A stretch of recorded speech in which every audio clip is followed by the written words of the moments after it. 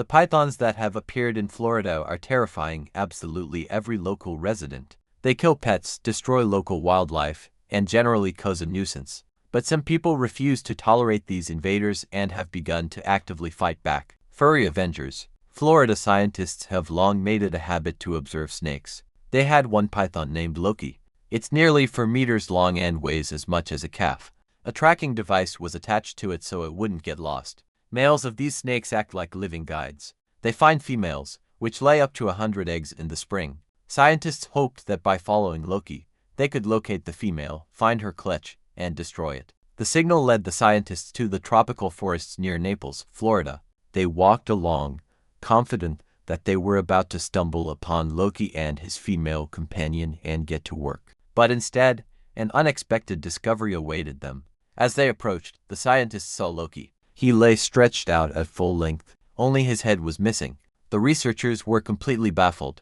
A huge python weighing over 20 kilograms was dead.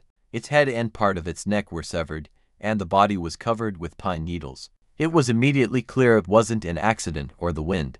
Someone had deliberately created such a shelter. The scientists were completely surprised. The snake they were planning to use in their work turned out to be a victim itself. But who could handle such a large specimen? A wildlife specialist had to be called in to provide an assessment. Pythons are generally considered the embodiment of death, strangling any prey. But here, everything turned out the other way around. He himself was left without a head. An invisible war is raging in the Florida forests, and some have begun to fight back against the pythons.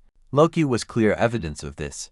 Before we talk about who's tearing pythons' heads off, it's worth understanding where these snakes came from and why there's such a war going on around them. The story of Burmese pythons in Florida is perhaps the largest biological invasion in the United States. It all started back in the 1930s. The first reports of these snakes in Florida date back to the 1930s. Back then, they were isolated encounters that didn't particularly alarm anyone.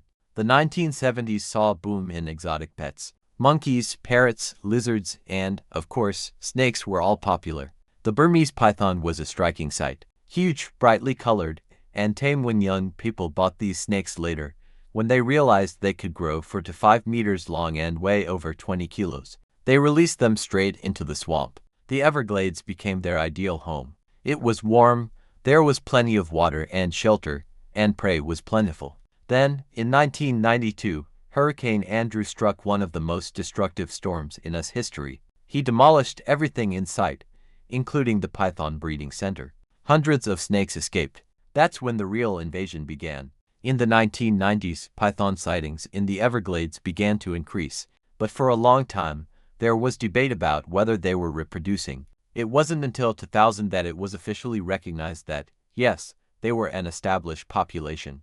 And then the numbers began to climb. From 2008 to 2010, more than 30,000 python sightings were recorded. Current estimates range from 30,000 to 300,000. The swamps are literally teeming with these snakes. Why is it so bad? Because pythons eat anything that moves. They're not tied to any specific prey. They found everything in their stomachs: birds, rats, raccoons, even alligators. They have no limits. They swallow everything they can. These creatures also have an upgrade rapid growth. While they're low level, young specimens can still become prey for herons or birds of prey. But once they level up through maturation, their weaknesses almost disappear. They become virtually invulnerable. What's especially frightening is that their reproduction continues unabated. A female lays 20 to 50 eggs every 2 years. She lives up to 20 years and can leave dozens of offspring, each of which grows into a 4-meter-long monster. Biologists say it's nearly impossible to control them by catching them. Even if hundreds of snakes are removed, the population declines only slightly. The consequences of this invasion are visible in the local animals. Everglades was once teeming with raccoons, opossums, lynxes, and rabbits. Now there's nothing but emptiness. Scientists compared the animal population before and after the invasion, and the results were disappointing. In the 1990s, raccoons were encountered almost everywhere. By the 2000s, their numbers had fallen by 90 to 100%. In other words, some populations had practically disappeared. The case of the marsh rabbit, which pythons have driven to endangered status, is particularly telling. A similar situation is with foxes. Their numbers have plummeted. we observed a rare incident. Lying before us was a female python nearly 5 meters long. Her body was bloated, as if she'd swallowed a barrel. Inside was a white-tailed deer weighing 35 kilograms. We knew pythons could eat a wide variety of animals, but seeing a snake take down such a large deer whole is the ultimate limit of their capabilities. The prey weighed almost 2/3 of the snake's own weight. The jaws were separated by approximately 25 centimeters. Every ligament and bone was straining to its limits. The deer was gradually disappearing, as if being sucked into an abyss. It was happening slowly, but irreversibly. It became clear to us why the python is called the pinnacle of evolution. It can expand its body to incredible limits. It was as if the ecosystem had been patched, and the balance had been disrupted. Animals once considered completely common are now on the brink of extinction, and the python has taken the role of the ultimate predator. It not only destroys its prey but also eliminates competitors by taking their resources. Even alligators, commonly considered the masters of these places, are no longer the undisputed leaders. Sometimes they themselves end up on the victims list, and sometimes they engage in direct duels with pythons for prey. There have been fights where both combatants have fought to the finish and died simultaneously. But in reality, pythons have few predators. People tried to capture them and impose bans. In 2012, the US government officially banned the import of Burmese pythons.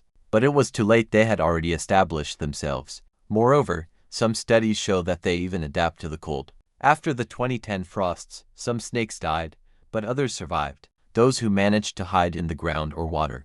Some biologists speculate that traits making them more resistant to cold are now becoming entrenched in the population. This means these snakes may soon move further north. In Evergate, the spittin crushes everyone, waits in any conditions, and multiplies faster than anyone can catch it. And it was precisely because of this that what happened to Loki happened. Because war is always a two-way street. Even such a giant cannot last forever. Someone was found to put him in his place. Let's return to the day Loki was found. The first question was obvious. Who could have pulled off such a thing? 23 kilograms of scale muscle isn't exactly easy prey. Suspicion immediately fell on the local felines. Either a puma or a lynx. Both predators are strong and fast, but there was little evidence to confirm. To get an answer, the researchers set up a camera near Loki's body, and the very next day, all was revealed. An adult lynx cautiously entered the frame. She seemed to be returning to her dinner and acting as if the place belonged to her, and so it became clear. It was the lynx who had torn the python's head off, and this isn't just a rarity. It's the first documented case of a bobcat killing and eating a Burmese python in Florida. As local media later reported, this discovery was a sign. Animals that snakes have strangled for years are beginning to respond. The bobcat is a medium-sized predator, but has a reputation for being a master hunter. It typically weighs 10 to 15 kilograms, with the largest males reaching up to 30 kilograms. This cat rarely exceeds a meter in length and stands about half a meter at the withers. But its strength lies not in its bulk. The lynx excels through agility, patience, and a perfectly placed strike. It moves almost silently, can lie low for hours, and strikes swiftly the moment its prey reveals its weak point. Lynxes are easy to identify. A short tail with a dark tip, spotted armor ranging from gray to red, tufts on the ears, and distinctive markings on the face. These predators live an average of 14 years. Each individual maintains several safe havens, tree hollows, thickets, or caves where they can hide. Females have a small territory about 15.5 square kilometers. Males have 5 times more. They regularly patrol the boundaries and leave marks, like flags. Hunting mode is activated at night. In summer, their prey includes rabbits, squirrels, and raccoons. In winter, it's birds, especially migratory ones. Sometimes, lynxes will even eat carrion. She's calculating and won't get into a fight she doesn't have a chance of winning. The problem is, her entire diet has migrated into the python's stomachs. Those same rabbits, those same raccoons, those same birds. Snakes decimate the prey base, depleting resources. Sometimes, pythons even eat the lynxes themselves. After Loki's experience, it became clear that lynxes are capable of more than just self-defense. They also attack pythons. But it all started earlier in 2021. Then, cameras first recorded something no one had seen before. In the Big Cypress Nature Reserve, a lynx approached a python's lair. The snake was absent at the time. The camera captured the cat approaching, sniffing, and beginning to tear open the eggs. She ate a few, and simply trampled dozens more. When she was finished, she covered the clutch again and left. She saved them for later. A few days later, the cat returned, but this time, the nest was guarded by a female python. She was over 4 meters long and weighed over 50 kilograms. She lay curled up and immediately raised her head, ready to pounce. For a lynx weighing less than 10 kilograms, such an encounter could have ended instantly. The photos show the snake attempting to strike, but the cat manages to jump away. Scientists later removed the python, but the lynx continued to visit the site for several weeks. This was the first documented case of a lynx specifically preying on Burmese python eggs. This had never been observed before. Biologists have long known that lynxes can steal nests from other animals, but they've never been known to invade a python nest. Scientists say this is a sign that local lynxes are beginning to adapt and find ways to kill pythons. An adult python is difficult to subdue, but the eggs are readily available. By destroying the clutches, the cat deprives the snakes of their offspring.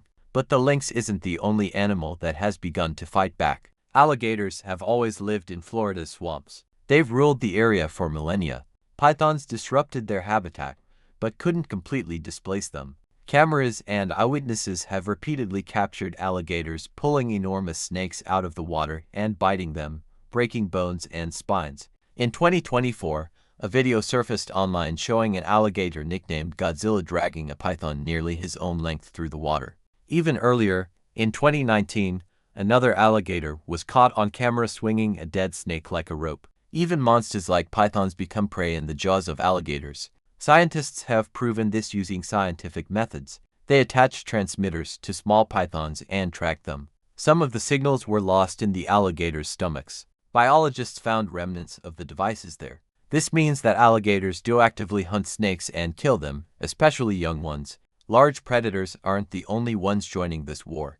Other snakes aren't sitting idle either. In 2021, a copperhead snake was caught in Florida with a small python carrying a transmitter inside. A year later, a king snake swallowed a month-old python. Biologists monitored the signal until the device passed through the hunter's body. While they wouldn't defeat the adult python, they posed a real threat to the young. There are other unexpected rivals too. Bear tracks have been found in nature reserves near sites where pythons have died. Scientists say boreal snakes likely also kill snakes, or at least finish them off. In any case, this is another enemy for pythons, one that hadn't even been considered before. Birds shouldn't be forgotten either. Many Florida predatory species prey on young snakes. They are no match for adult pythons, but clutches and hatchlings are easy prey. Each female python can lay dozens of eggs, and if birds destroy even a few, it slows the snake's spread. In 2021, cameras captured a lynx eating a clutch, but eagles and herons also do their part, pulling small snakes out of grass and water. It all adds up to a bigger picture. Florida's animals are learning to fight off invaders. In the early years, pythons were something new and frightening. The animals didn't know how to react, but time passes, and the animals learn. Those who are willing to take risks receive food and experience. Weak individuals retreat, while the strong ones consolidate their new skills. There's another less obvious enemy of the python: cold. Florida is usually sunny, but sometimes a cold front sweeps in, and everything changes. On days like these, the weaknesses of the Everglades' main invader, the Burmese python, become apparent. These snakes hail from the humid jungles of Southeast Asia, where heat rages almost year-round. Their bodies are designed for warmth. Their muscles, breathing, and even digestion are dependent on high temperatures. When the temperature drops below 15 degrees Celsius, the python becomes trapped within its own body. It stops moving, curls up into a tight coil, and tries to wait it out.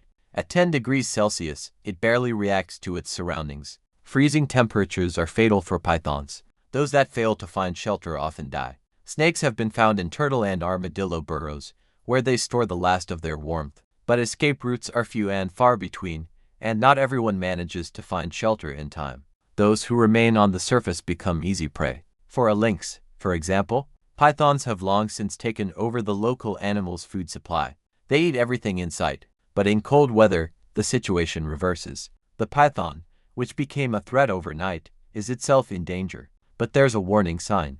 Part of the population is beginning to adapt. Biologists are noticing individuals that can survive cold weather, something previously impossible. Genetic changes linked to low temperature tolerance have already been discovered. This means that one day, perhaps, pythons will be able to move further north. But for now, this weakness remains, and it is precisely this that gives the Everglades a chance. Every cold day becomes a test. Some snakes die, others lose their clutches, and still others retreat into burrows and disappear for long periods. But most importantly, the local animals experience a window of opportunity when the hunter becomes the hunted. For the ecosystem, this is a rare pause, an opportunity to reclaim control. Here's what's important to understand right now. In Florida, the animals are just learning to respond to the pythons. These are the first steps, but people are the ones who deal with them consistently. And among them, there's a woman who has killed 1,000 of these snakes. Dawn Nakalil is considered by many to be the Burman python's worst nightmare, and she's the first professional python trapper in the United States. When a pilot program to trap these snakes was launched in Florida in 2017, only 25 people were invited. Dawn Nakalil was among them. She brought to the regimen, which featured martial arts, participation in python catching competitions, and experience garnered since childhood.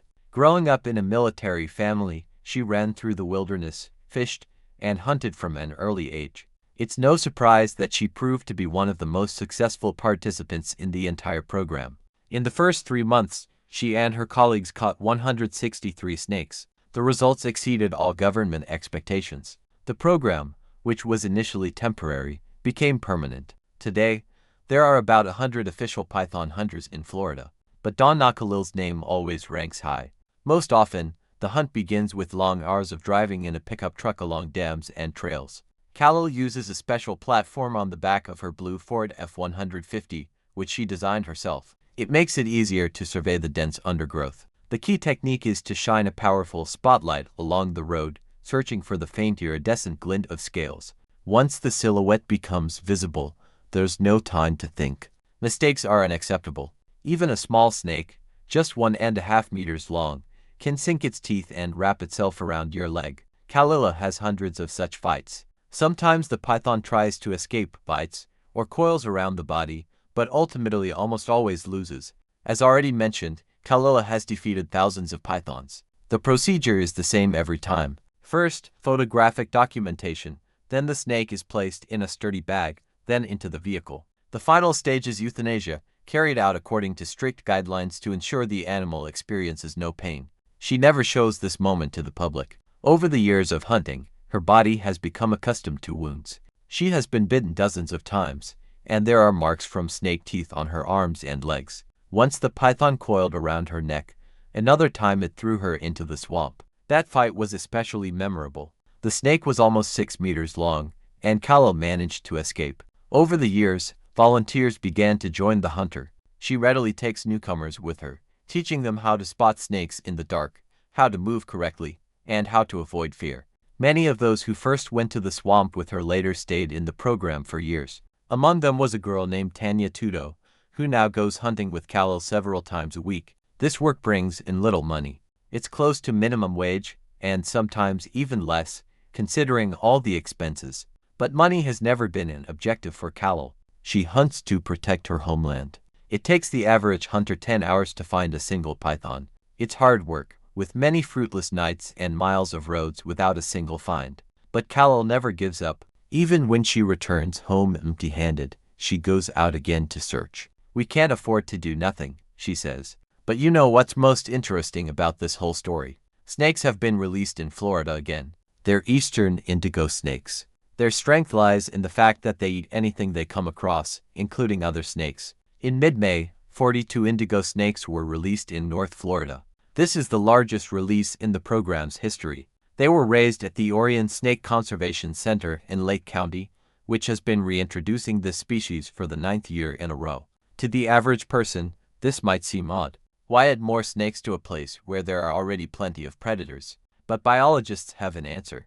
Indigo snakes are non-venomous, large, and strong. They hunt rats, lizards, and small birds. But most importantly, they eat other snakes, including venomous ones. Rattlesnakes, which are frightening to humans, become prey for indigo snakes. Where such a predator appears, the balance of nature begins to be restored. Several years ago, biologists recorded something they had long been waiting for.